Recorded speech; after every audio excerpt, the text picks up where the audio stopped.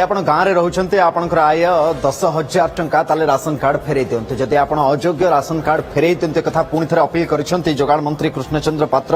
ସେ କହିଛନ୍ତି ଯେ ଗ୍ରାମାଞ୍ଚଳରେ ଯେମାନଙ୍କର ମାସିକ ଆୟ 10,000 ସେମାନେ କାର୍ଡ ଫେରସ୍ତ କରନ୍ତୁ। ସହରାଞ୍ଚଳରେ 15,000 ଆୟ ଥିଲେ କାର୍ଡ ଫେରାଇ ଦିଅନ୍ତୁ ବୋଲି ଅପିଲ କରିଛନ୍ତି ମନ୍ତ୍ରୀ। ସରକାର ଏବେ କାର୍ଯ୍ୟାନୁଷ୍ଠାନ ନେବେନି ବୋଲି ଭରସା ଦେଇଛନ୍ତି ସେ। ଏହା ସହିତ 80,000 ଅଯୋଗ୍ୟ ହିତାଧିକାରୀ 12,000 କାର୍ଡ फेराई सारिथिबा बेले 4,500 सरकारी कर्मचारी कार्ड फेराई से सूचना देइछन्ति। गतकाली पोर्टाल खोलिबा परे 1,500 आवेदन होई पूर्व 6 लाख आवेदनकारी राशन कार्ड अपेक्षा अछन्ति बोली कहिसन्ति जोगाण मंत्री कृष्णचंद्र पात्र। ए पर्यंत 80,000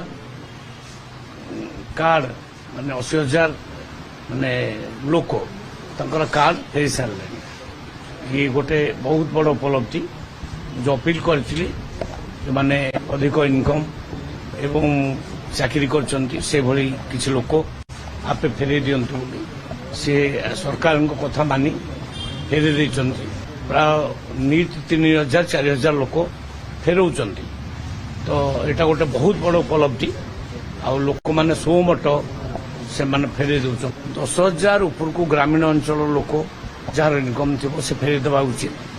आउ अर्बान रोकवा लोक जार 15,000 इनकम से फेरे देवा उचित।